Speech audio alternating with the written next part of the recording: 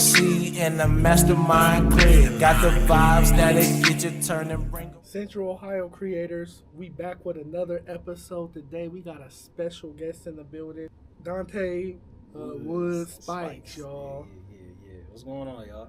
I feel all special, man. You know what I'm saying? I feel kind of special. You feel me? I'm glad that I could connect and collaborate with y'all, especially in Columbus. It's always good for black men to work together. But I'm just honored that you would even reach out to me and give me an opportunity to be a part of this. No doubt. Yeah. No doubt. So the first question I got for you is, what's your story? And are you from Columbus? I'm 100% from Columbus. Okay.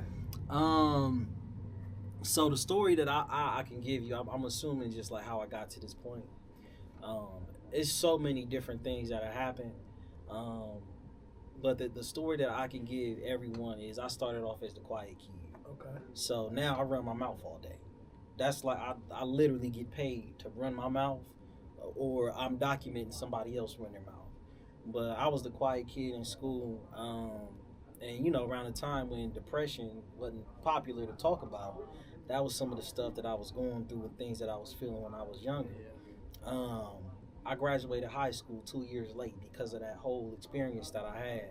And, you know, getting to college late, I felt like, dang, I'm so far behind my peers and whatnot, right? And, you know, I got to college and started doing all right. My sociology professor told me that he was working on a project not too far from Columbus State. Okay. And it was a church. It was called Project Safe Neighborhood, where they had caught gunfire on camera.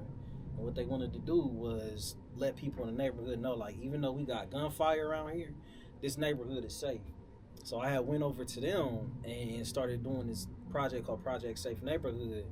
And through that, turned into a teens group that I started at that church.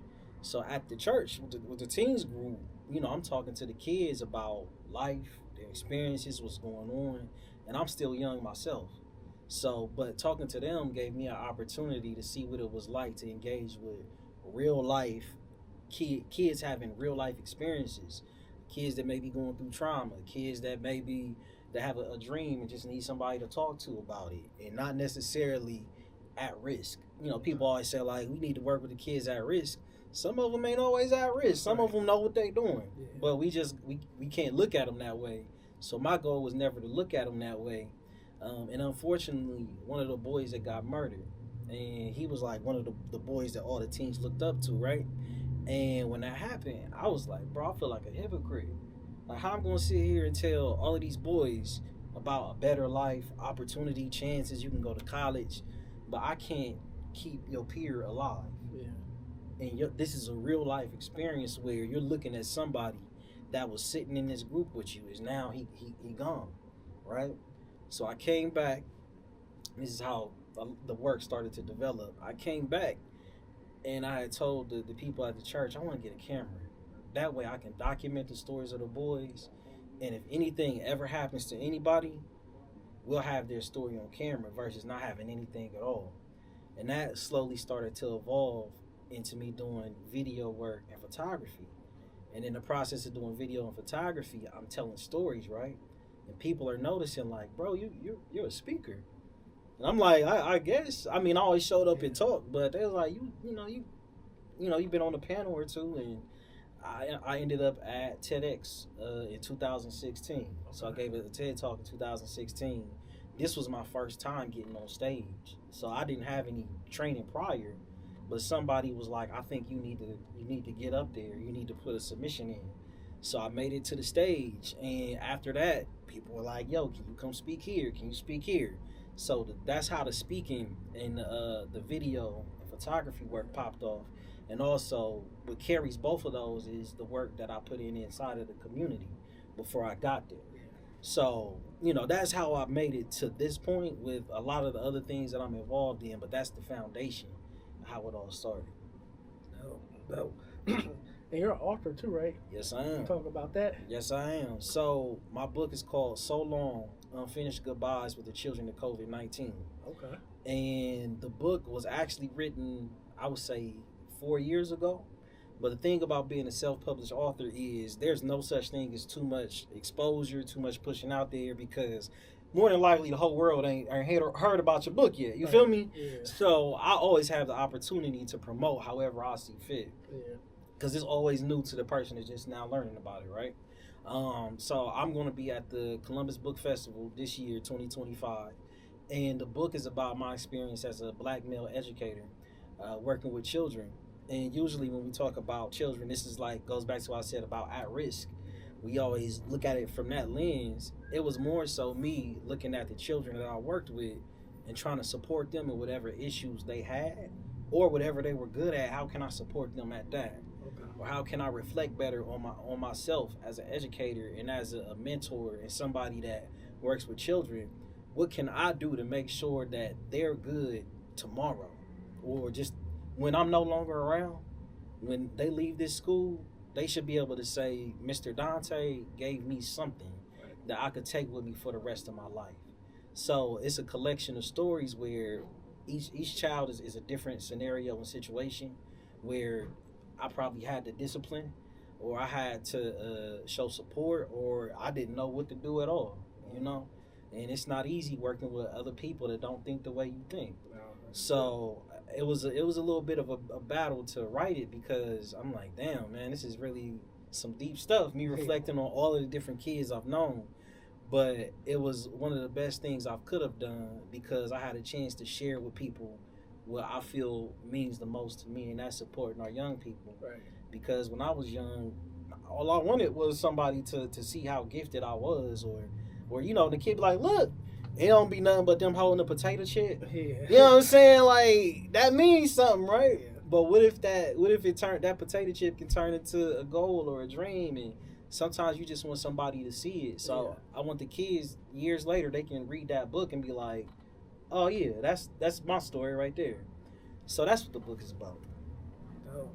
Dope. Yeah. How what was that process like, being a self-publisher? Did you go through Amazon? I did, and man, I had help too. It was a battle though, because you have to take care of everything. And like I said, I had help, but I had to go through every single thing. I had to approve everything, my information. I had to set things up, and it's a process that can make you feel like, bro, I don't even feel like writing this damn book no more. But with the help that I had and understanding that there was a bigger goal at hand, I wanted to get through with it. And like finding a person that's going to do the cover for you, make sure they got the time for it. The editing, you got to get like maybe 2 to 3 different editors, just so everybody have different eyes to catch certain things. And you got to go back and read everything you wrote just to make sure what they edited makes sense. Right. You know, being a self-published author versus being a well-known published author, you know, you don't have the same machine behind you to promote your book for you and create opportunities for you. So you have to do that all by yourself. And I'm lucky to already have a rapport and connection with so many different people that it's opened doors for me to promote my book. But even with that, I still see the major gap. Yeah. But I have been given opportunities that most self-published authors would never get. And that's because of the people that rock with me and have my back and have seen my journey. That's why I always tell people, I'm like, you know what? Don't be so ready to jump on the bandwagon or get behind somebody or something that's popping in the moment. Yeah. Because all of the people that had my back and opened up those doors for me to do the work as a self-published author, the same opportunities and spaces that published authors get, those are people I've been rocking with for years. And I ain't know who they were going to become at that time.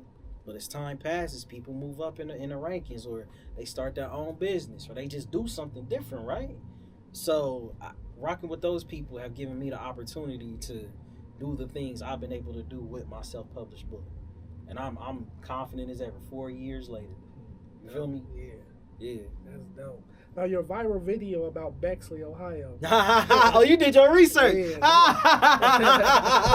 Oh, I know you did your research. Yeah, okay, let's get it. Let's go ahead. So that Let's get video it about Bexley, Ohio, it resonated with many. What inspired you to participate in that video, and what impact did it have on you? So the video, what I was telling you about the videos of the boys that I was doing, that was around the time when I was putting everything together. Okay. So the teens group was literally on. It was off of Main Street. Okay. Main and 22nd. Yeah. Yeah. Man, in a dingy basement church, Main 22nd, right? And this is around the time when I first started driving, right? So I would drive from the church under the bridge into Bexley, and immediately I would see a major difference. And like the only thing I would do in Bexley is go to Chipotle. When Chipotle first came, you know, that's what everybody was doing. Yeah. We didn't care about nothing else. But just driving 5 minutes to Chipotle was mind blowing because I would see things that were not set up in the community not too far from there. And at this time I was still young, not fully understanding of the history and what it meant to redlining and the housing authority not giving black people homes and not giving black people loans and making it difficult for them to move into spaces like that. And then just some people just being flat out racist, saying, nah, you just can't live here. So at the time I didn't fully comprehend that because I'm still young. Yeah. But even though I didn't know those things, I still saw the major difference in how it was so much convenience. It's Capital University. Yeah. Right there, across from the ice cream shop, Yeah. next to the bike shop, next to the dentist, and the barber, and the smoothie shop. And they done built it up more now. And Chipotle, Yeah. Jimmy John's, a math tutor. That's just a little bit. CVS, Piata, a senior home. You could grow up there and never have to go anywhere. Yeah. And I don't want anybody that lives there to feel bad about that, right? Because you know sometimes people try, if you grew up in an environment or you got something, people like, well, you don't know what it's like to struggle. You know, people. Now I get it. You know, that's a whole conversation. But my thing is, it just goes to show how some places have been protected and invested in, and some places have not been protected nor invested in. And I had seen that even though I didn't fully understand the history at the time. But now that I do, I'm like, well, it all makes sense. Right. So that's what inspired me to create that video and put it out there. And I didn't know it was going to go viral. I was just running my mouth. You feel me? I was just, like I'm doing right now, I was just running my mouth. I wasn't thinking too deeply about it, but I'm glad that it was people from like New York, New Jersey, California, like, bro, it's the same way. It's the same way over here. And I'm like, everywhere. Dang, that's wild that it's like that everywhere you go. So I just was talking out loud based off of what I saw, and that was it. Oh, okay. Yeah. How did your own experience of growing up in Clones influence your perspective on the community? I would say the way that I grew up, it was a bit confusing because the way I grew up with my mother and my father, right, in the Linden area. So I grew up. My parents are fairly quiet. I'm the loudest person in my household. I'm like this. This is loud. But I'm probably the most talkative and adventurous and whatnot. And when I was young, I didn't fully understand the neighborhood that we lived in, because we hear gunshots, right? I remember somebody got shot across the street from us, and I'm a kid. I'm like, why we live here? And when I was younger, I was frustrated and angry. Actually, I had a lot of built up resentment towards people because I didn't understand why my parents are teaching me what it means to do things right, to be compassionate, to be respectful. But I can look across the street and see somebody being rolled out on a damn stretcher. Why? What can I do with this compassion if this is the type of environment that we live in, right? And the schools, I wrote a book about being in a school. When I was younger, there was a lot of people that automatically labeled us. And if somebody labels you, that means they're going to treat you based off that label. Right. They're not going to try to find out about you. So there would be people that would come to the school, whether it be mentors, people that have programs or whatnot. They got this this goal or this achievement that they're trying to showcase that they can do. and they can get these numbers and statistics, and like we got a bunch of poor little black kids that we saving their lives. You know what I'm saying? Right. I needed somebody to just care about me and show me that it's okay to be who I was. That's what I needed. I didn't need somebody to like take pictures with me and talk about me and whatnot. Like, just give me a chance to be who I am.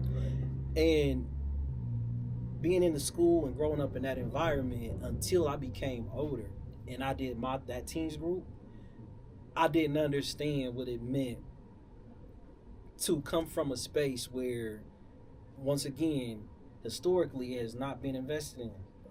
So some men feel like when they grow up in those environments, there's nothing else. There's nowhere else you can go. And there was a point in time where me and a couple of friends of mine felt that way.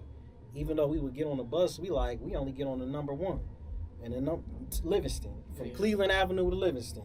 Get on the number 1 bus, get on the 2 to Main Street to go eat some Chinese food, or the 10 for the Broad Street. Yeah.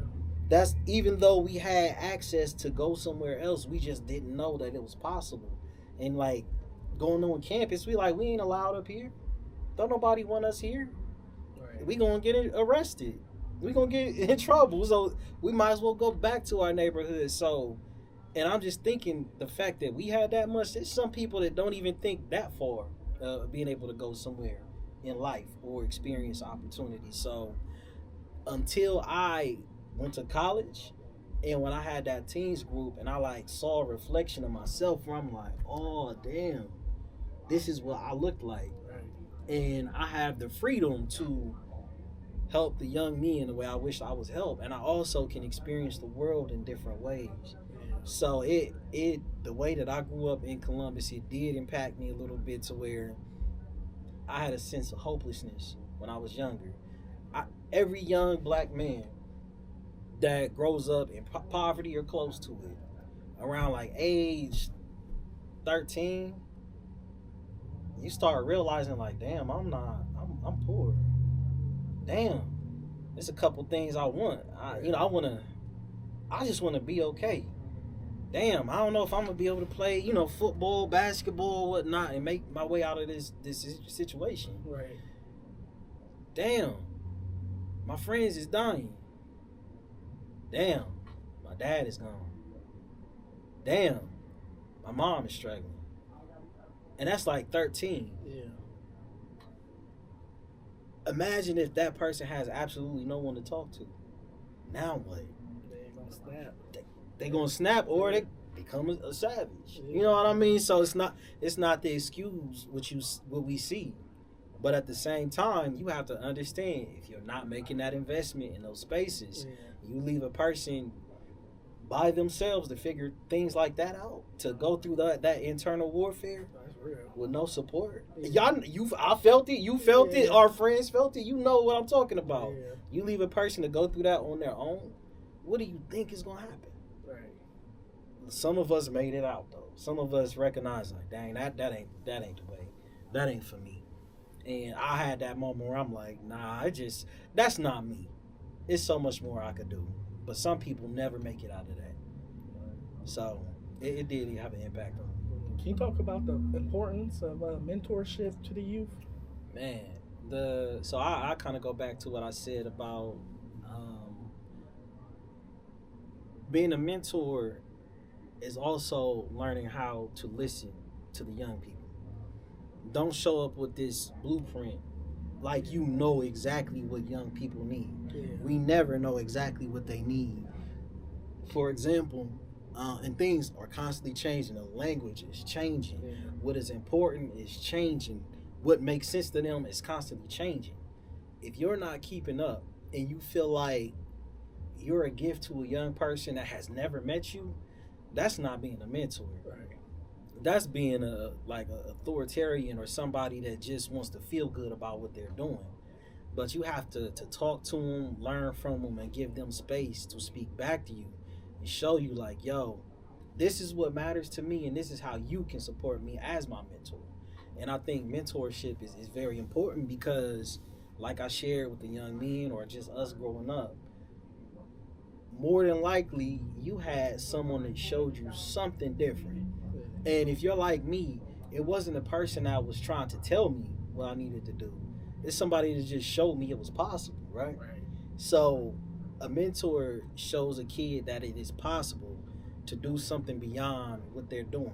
And it doesn't always have to be, once again, a kid that's at risk or a kid that you feel like is in dire need of support and help, which they also deserve love and respect and help. But children are going through so many things. Young people, teenagers, whatever you want to call it, they're all going through something, right? As we are, we need to be there for them, period. When you support young people and give them something to do, you don't have to talk about them on the news. You don't have the taco festival, the fights and whatnot. You give them something to do, that's not what they'll do. I feel like some young people do stuff like that on purpose because they want to get caught. I can't comprehend somebody going to the taco festival and fighting like that or doing what they do, knowing people are going to record it, knowing the police are going to show up, knowing people are going to talk about them. In the book that I wrote, like sometimes kids will do stuff in front of me on purpose because they knew I would jump in. So some of them want that attention. It's starving for attention in some sense. And when you show young people that may be in situations like that you know what, you don't have to literally fight. You can fight for whatever goal you had. You can fight for your dreams, but you don't have to literally fight somebody else that's like you, struggling like you, in the same environment, same school, same classroom as you. There's no reason to go that far at that age and feel like you have to commit to that act. A mentor can take that same level of aggression and passion that young people can have when it comes to fighting and direct that towards something positive. And you can't be afraid of that. Because that's all some people know, right? Some young people, that's all they know because they've had to fight. They didn't have people there for them. But if you care enough, that doesn't scare you. And when you see that they respect that doesn't scare you, they now are waiting for you to give them some type of direction or some support. So I think that when it comes to mentorship, it's not the easiest thing to do because sometimes it don't pay any money. And it's a lot of different programs and organizations that got all the money and can provide it, but it's specific people that they want to mentor. And sometimes even the ones with the money, they still ain't gonna give you none, but you can volunteer. So it's work that some people are passionate about, but once it becomes organized mentorship, it can get a little bit iffy. And it's difficult to know what are we doing with the young people, and is it really about them, or once again, is it about this organization or this space being able to say this is the work we do and looking good at the end of the day, versus giving the young people what they need to where eventually you won't have to show up. My goal is I should never have to show up again once I do what I need to do, because now you know how to do it. It's like teaching somebody how to fish versus feeding them fish. I want you to be able to throw your fishing rod, your line in this pond and catch as many fish as you want. I love catfish. I'm gonna go get some catfish if I want it. If somebody else like catfish, I want them to do it too. You know what I mean? I want you to. Some people get high off of feeling like, oh yeah, the kids need me. I eventually don't want them to need me at all. Some people really get high off that, and I'm not a fan of it, but I mean, it is what it is. But I just hope that most people, when it comes to mentorship, understand that it is about the young person. It's not about us. I think a lot of people forgot that too. Like it's about the youth, not about us. Right. That's a lot of people forget that. It's quite frequent, especially in this city. You know, I didn't say it, you did. You know. Say it. I'll say that. I will say that. Can you talk about city walks? So what the city walks is me and a good friend of mine, Christian. He came to my TEDx talk. Okay. This is 2016. In 2016, he reached out to me, and ever since then he's been supporting me, showing up, different projects that he's worked on, he's invited me to do it.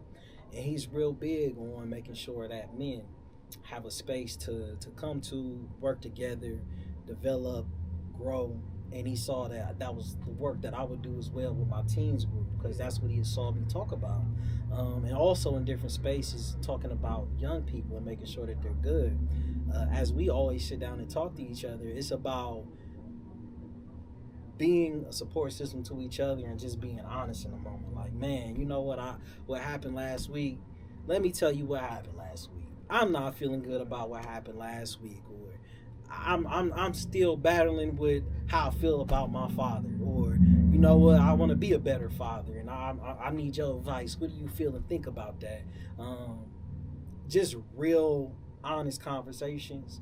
And what City Walks is an opportunity for other men that want to get involved with it. They can, and it's also an initiative to support organizations and spaces that do work to support men that are attempting to become better men. So the first one we're going to support is the Harmony Projects, because they go to different prisons, and they do it's not prison ministry work, but they go to different prisons, and men that are in prison have an opportunity to experience what it's like to be a part of a group, and to just grow and evolve. So with the donations that we get for City Walks, we'll be giving that to the different organizations, and what we'll be doing with each other is just having a real honest, open, candid conversation, and building with each other. It's like a different form of networking, but not with the pressure of forcing yourself to feel like you got to network with this elevator pitch. Yeah. It's like networking on a real authentic level. So that's what City Walks is, and we're still in the beginning stages. But the one that's coming up is our second one. Okay. So it's taking off, man. It's taking off. Yeah. So you did your homework. Yeah, I'll make sure I do my homework. I was wondering. I was like, first and foremost, I was like, I wonder what made him reach out to me. But then too, I was like, I wonder if he did his research. I wonder how much he know about me. Yeah, I do my research. Oh, I see. I definitely you went way back. Yeah, definitely. Dang. Had to. About. Damn. All right. As a community leader, what do you believe are the first steps in bridging the gaps between the suburbs and the inner cities? Damn, that's a deep question. Possible. I would say our young people. Back to our young people. You have, the way we grew up, and even now too, you have this idea and concept of you got black people that's from the suburbs, and you got black people that's from the hood, right? Yeah. We different, have different amount of money. We came up different. We value things differently, and a black person is a black person. And I'm because as a black person, that's what I'm speaking about. Somebody else could talk about bridging the gap between the hood and the suburbs and whatnot, but as a black person, I feel like our young people have the key to that, because as much as we see videos of them fighting and whatnot, they also communicate with each other and engage on social media in positive ways. They also have family. Most people have that cousin in the hood or that cousin in the suburb, that family and whatnot. Young people communicate in ways adults don't. Yeah. And it's even young people in my family, we talk to each other the way our parents or the older people won't. So I think if we give our young people an opportunity to lead us in what makes sense to them, because time only passes. We can't go back in time. Time only passes, so if we figure out what do the young people value and want, and how can we take the best of what the experiences are in the suburb and the best of what the experiences are in the hood for somebody, we can figure out how to bridge that gap and give people a chance to migrate from both spaces and feel like they belong. Because you got people that grew up in the hood, move to the suburbs, be like, man, I don't belong here. Somebody in the suburbs go to the hood, they're like, man, I don't belong here. And look, I ain't mad at anybody being able to recognize immediately that they out of their comfort zone and they in a space that ain't 100% familiar. I ain't got no issue with that. You go to a neighbor in Bexley, and you look around, you like, damn, this ain't. I don't know if I'm supposed to be here, but our young people have an opportunity, or we have the opportunity to listen to our young people and the things that they're interested in, the things that they talk about, the things that they value, the time that they spend, the places that they go to. Right. Can you find a similar place like that in your space, even though they're in different spaces? And can we also break down this wall of like people from the hood are the worst people ever, and people from the suburbs are just the most stuck up people ever? You don't know what's going on in somebody's house. Right. And some people live in the suburbs, you can't take the hood out of them. Some people live in the hood, you can't take the suburbs out. You know what I mean? Like you don't know who you dealing with, what's going on, but people try to adapt, right? Yeah. So I think if it all starts with our young people, it doesn't start with us. It starts with them. We have the capacity, the ability, the tools to give to the young people and let them become the ones that narrate and navigate through that process of building that bridge. Because if you leave it to us, we done made our minds up. We got back problems and knee problems and whatnot. We tired. Right. We ain't trying to do this all day. And then we get frustrated and angry as adults. We done got caught up in our ways. So it's going to be hard for us to really create a new sense of community when we felt like we found where we belong. We here, we paying bills. I don't give a damn about nobody. I'm paying my bills. Right. That's all that matter right now. But young people can think beyond just paying bills and feeling like you have to be complacent in a sense. Yeah. They're thinking about a bigger picture. So before they get tainted like us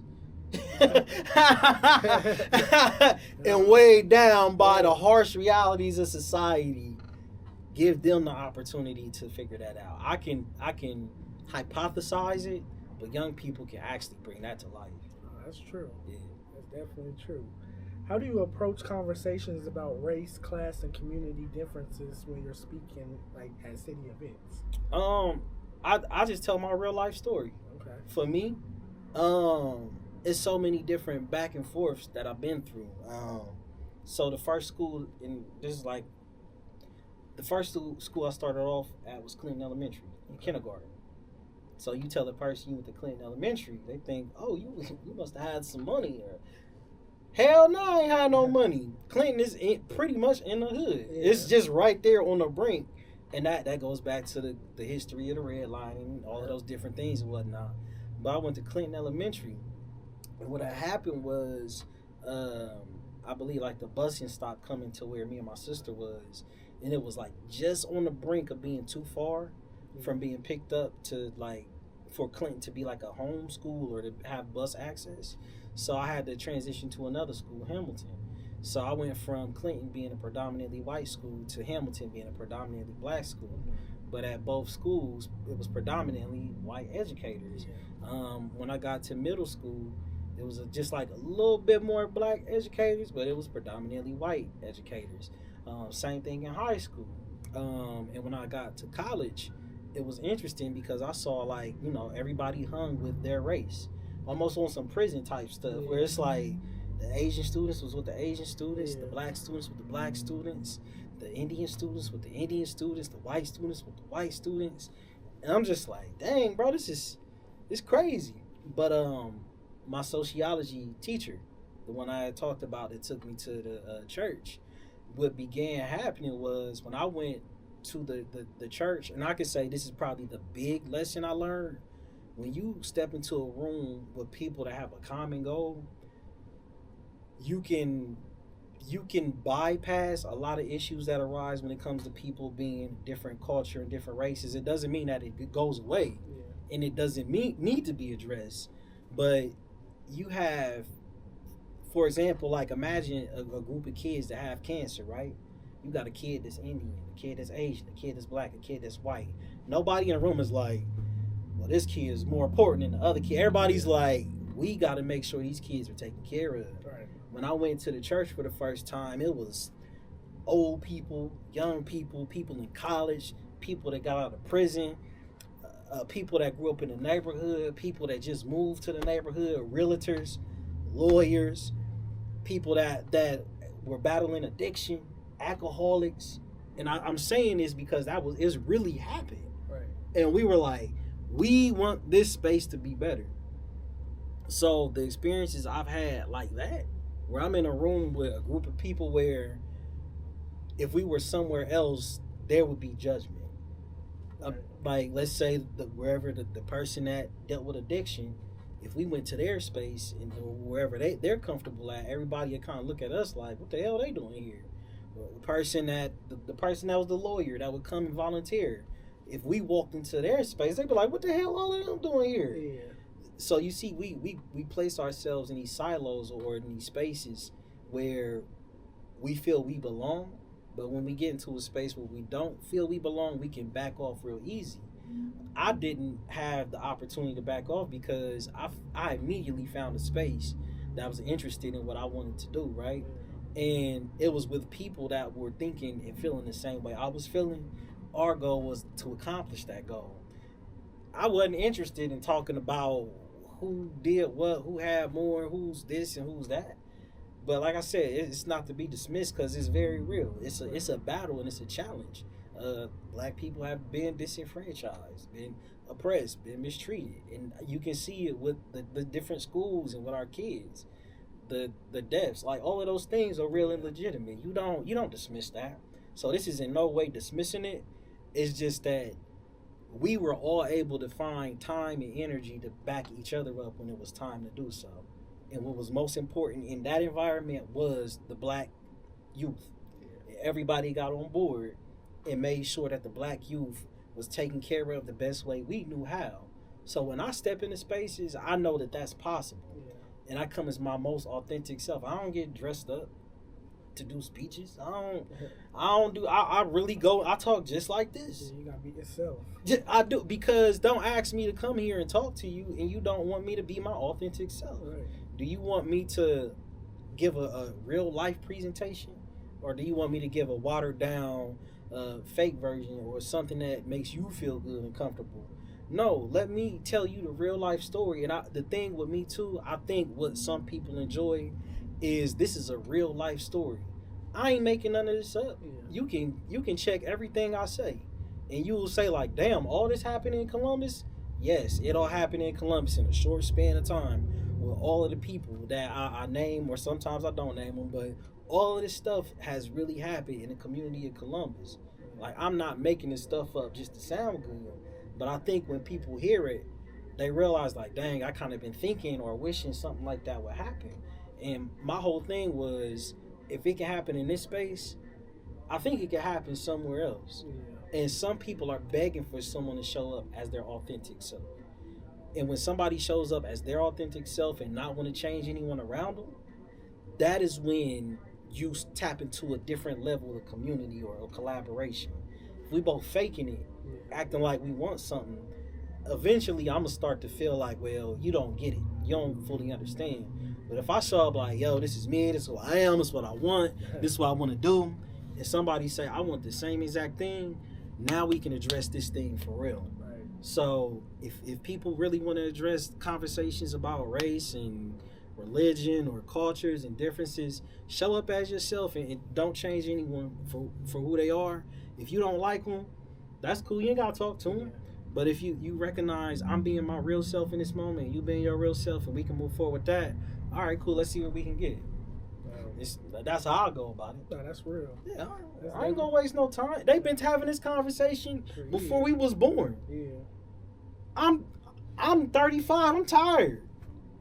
I don't know how the people that's older than me feel, but what more can I say that hasn't been said already or done already? That's why, like, a lot of stuff, I just be like, I ain't gonna say nothing. You know, because I'm like, it's already been said. Yeah. And if people want it, they want it. If they don't, they don't. I'm not going to, like, get on social media and complain or but I'm going to try and do something about it. That's real. Regardless if people see it or not. That's what I'm going to do. That's real. That's definitely real. Yeah. That is definitely real. Where do you see Columbus, like, 5 years from now? I don't even know, bro. That's a good one. I believe I see, like I said, I can speak from as a person that's an artist, does video work, does photography, does speaking. Periodically dives into poetry. I call myself a part-time poet. But I feel like the black arts in Columbus it's always been there. It's not new. So I'm not saying like they haven't been putting in work, but I feel like I've been seeing a lot of people tap into the business of what it means to be an artist. Yeah. Versus feeling like they have to apply for grants or they have to wait for somebody or they have to make connections. They can just do what they want to do. I'm seeing people put their own shows on, people creating their own art and selling it online. I'm seeing that happen with a lot of my friends. Most people are like, I'm tired of just waiting, man. I'm ready to do something. So I can say with that, I'm seeing a growth and boom where people are going to be able to make things happen here in Columbus and in other spaces too. Yeah. It's quite a few people from here that have been able to make it somewhere because of the arts. We got authors, we got poets, we got podcasters, musicians. Like it's a lot of people in Columbus that are well known nationally because of that, right? So, and when I give speeches, I also tell people like, don't let me be the only one that you listen to. If you got a question and you feel like you have to always seek me out, you're missing the point. I'm here to let you know that it's like 30 versions of me in your life right now. Find them and recognize them. Don't feel like I'm the only one. And I feel like a lot of black artists are recognizing like, dang, that could easily be me. Somebody else that has made it. And they're starting to put the work in and grow and develop and become their own business. So I see that becoming in the next 5 years much more prevalent. And Columbus in general, I think the city going through like a renaissance right now. I kind of feel like it. Yeah. I kind of feel like it's I think places that were once like well known, popular, and like had a lot of say so and influence. I think people are going to create their own spaces, and some of those spaces, it's not going to be what it once was because people are tired. The price of everything that went up. Yeah. It costs to breathe, bro. Right. People struggling. Like, you know how some people, not everybody tell you they financial business and status, but bro, even people with money is struggling. Yeah. So I know we struggling. And me and some of my friends, we be honest, like, damn, dog, it's different now. Yeah. It's real different. You got kids, bro. Oh, man. Yeah. Every dollar you got is gone once you get your paycheck. That's true. That's it. That's so I think, right, people are tired of feeling like, damn, it don't matter where I go or what I do, I never have enough for me. And this is just speaking on Columbus in general. People are tired of feeling like their voices aren't being heard, and they're creating their own spaces. And people are going to start bartering and collaborating in ways where if we don't have the money to necessarily pay each other our monetary value, I can give you something that you see just as valuable as the money that I could give you, or I could share whatever I have with you, and we can make this work. Because everyone has a dream or a goal, but in most cases we let it die because we got to prioritize taking care of business. We taking care of business, and business ain't taking care of us. You know, like, damn, I done did everything I was supposed to do, so I might as well try my goal or my dream or this collaboration before it's all over with. Yeah. And I feel like that's where a lot of people are right now. Well, that's real. In Columbus. That's real. Yeah. Now, is there anything else you want to promote before I got a couple more questions for you, but is there anything else you want to talk about, promote? Nah, nothing I could think of, man. I if you got any like good chicken places, I love chicken, dog. So I'm from the east side, so I go to Fisher's. Okay, I mean that's one of my spots. That's what I go to a lot of different spots though. But yeah, if you got some chicken spots, let me know. If anybody watching this they feel like they auntie got the best chicken, let me know. Just chicken at the East Market? Yes, I have. Fire. Yes, it is. Fire. Yeah, you ain't gotta tell me twice. Yeah, I tried most of the chicken in that whole space. Yeah. But yeah, if your auntie, mom, grandma, whoever you think got the best chicken, let me know. I want some. Definitely. Yeah. So, what's something that all resonates with all Columbus people? Besides the Buckeyes. I don't know. I can't tell you. We've had people come on and say like, how everybody in the city say bro, or the city center? I would say, that's a tough one because when you go out of town, people notice things about you. Yeah. So sometimes people notice your language. Like you said, bro. You go somewhere else, they're like, bro. Like, yeah, what's up, bro? Yeah. Like, what? Like, when my family from New York people kind of got almost a proper. They can be considered proper when they talk from certain areas. They hear us, they be like, man, you sound kind of country and whatnot. Yeah. Like, they be like, y'all, finna be. Like, you say, like, I'm finna be. And they be like, finna be. Yeah. Like, what? And then my family from down south, when they hear us talk, they like, man, you sound proper. I'm like, damn. Yeah. I don't fit in nowhere, do I? Damn. Right. Except for where I'm from. I don't know. I would probably have to say language. That's the only thing I can think of where we kind of unify in that aspect. And like the Buckeyes is probably like the only thing where it don't matter what's going on in Columbus. Yeah. The police could be chasing the criminal. The Buckeyes about to play. The police and the criminal gonna stop. Yeah. To watch the Buckeyes. That's the best time to go to the grocery store. I probably shouldn't say this. It's the best time to do stuff you probably shouldn't be doing because nobody paying attention. Yeah. Somebody got me during the Ohio State Michigan game. Damn. I ain't gonna say what they did, but I was impressed. I'm like, dang, this person, they was smart. This is the perfect time to do something. I don't get nobody that's what I'm not saying. I don't get nobody no ideas. Yeah. But somebody got me and I was like, damn. That's almost impressive. All right. And they got multiple people too, so dang. I was like, yeah, that's kind of smart. What's your message to the Columbus youth? My message to the Columbus youth is, of course your voice matters, but exercise your voice too. And understand that you're not by yourself. Know that a lot of stuff that's happening in high school don't mean a damn thing once you become an adult. That's real. And also, it's stuff that happened in high school, whether somebody get bullied, talked about, or abused, or you might be the man in high school. It's people that's 40 years old still talk about, in high school, I was the man. Don't nobody care. Yeah. We grown, bro. Like, we all gained like 30 pounds, bro. No, nobody. You ain't him no more. Right. I scored that touchdown. So what, bro? We beyond that. But it's nothing wrong with remembering the good times and moments where you felt good. I'm not against that. But I want young people to know that, and it's been young people that asked me or talked about what was going on. And it was a situation where once they became an adult, they could get away from it. And that could be their home life or what they want to do, the neighborhood they want to live in, the college they want to go to, what they're investing in, whatever it may be. I tell some kids, like, look, I'm going to be real with you. While you in high school or in school, it's certain things that you just have to put up with and deal with. Some stuff is not okay, and adults can intervene. Yeah. And that's where I get on the adults. So I'm like, I'm a true advocate for this young person. The adult in your life or whoever sees this, we're going to address it. But it's certain things where I'm like, look, you just have to understand for the time being.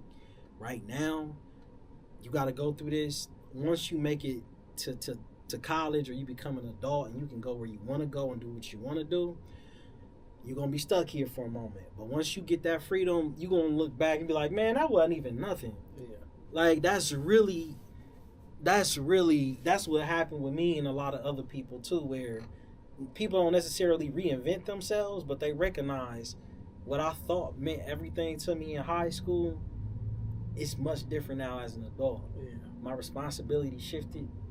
My thoughts and my feelings, the places that I go, the environment that I'm in and I find myself in, it's completely different than what I thought it would be in high school. So I try my best to let them know that there's so much more than just this one spot, this one space.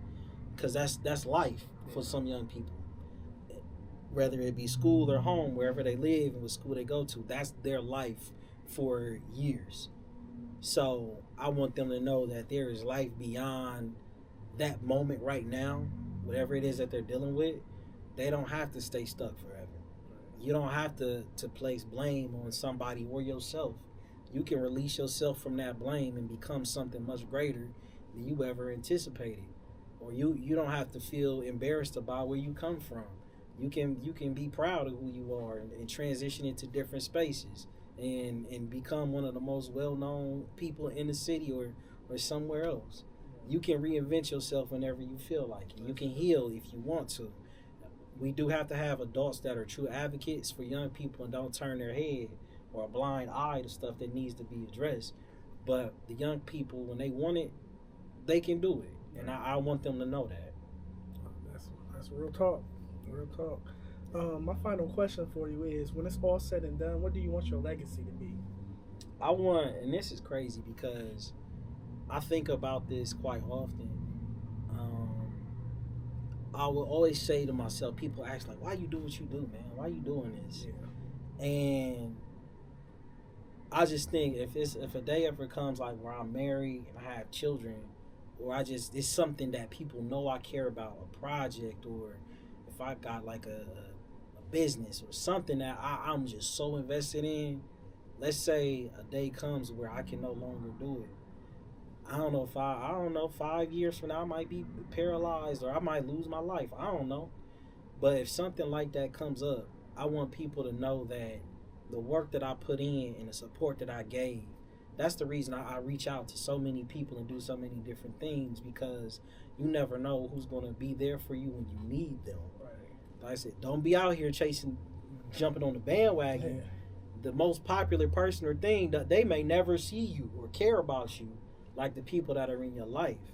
I got people from all walks of life that I rock with on a consistent basis, or whenever I'm free and available, I'm there for them. Yeah. If something ever happened where I'm no longer alive and I got kids, I got a wife, I got a business, I had a goal, I want somebody to be able to step in and be like, you know what, Donte put this work in, and I know that he wanted this to happen. I'm going to see this through for him because I know he would do it for me. So I try my best to do those things. I don't know if you knew Ernest. He passed away not too long ago. He had a chess program. He's like a walking example of that. Where when he passed away, he's like a real life Black Panther, bro. Like how when Black Panther in the movie had passed away and everybody was like, dang, bro. But the amount of love that he got, Ernest is literally that. Where his funeral was literally like the Black Panther. Like, he's a human Black Panther. I'm not making this up. He's the real life version of it. I aspire to live like that, where this man, even though he's no longer alive, so many people stepped in and carried on his legacy. I don't know what's going to happen to me. I don't know if I'm always going to be around, but if something happens where I can no longer move forward with my mission or my goal, or the love that I have for a certain woman or my children, if I can't take care of them, I hope somebody else can. Yeah. And I try to be that as much as I can to people around me. I try to take that everywhere. When I'm going to places, giving speeches, I try to talk to those people in the business environment like, look, I know you trying to be all professional, but you a human too, bro. Yeah. Or in the schools, anywhere I go, I try to give that to the people and let it know, like, look, I'm willing to collaborate and connect. I just want to make it. I hope you want to make it too. Let's figure out what we can do. And once we figure that out, we, regardless of how things go down, we can make whatever we want to see happen. Right.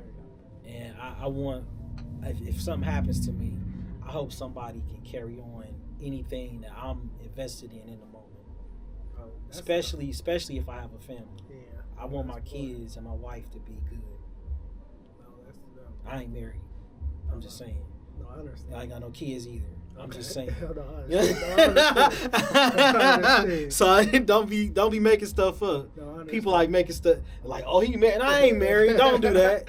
It's 2025. I don't know what's happening later, but COC in the mastermind crib. Got the vibes that'll get you turning, bring awareness to your product and your brand and make money for your biz.